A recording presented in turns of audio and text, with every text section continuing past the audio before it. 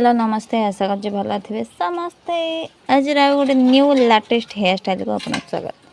ये hair style आपन शेष पर्यटन देखु जदि hair style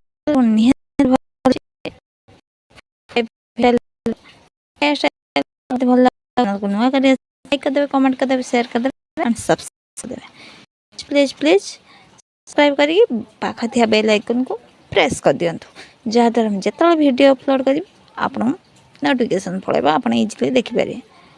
please please please नुआ चैनल टे सपोर्ट करंतु सब्सक्राइब कहीं भी करना सहित सब्सक्राइब कले मतलब खुशी लगे वीडियो को शेष पर्यटन देखु देखिए आपको खुशी लगुव वीडियो को शेष पर्यटन देखिए सब्सक्राइब करिए पाखा थे बेल आइकन प्रेस करदे और छोटिया लाइक छोटिया कमेंट जनईदेवे ता सहित जय जगन्नाथ जगन्नाथ आपण मंगल करंतु।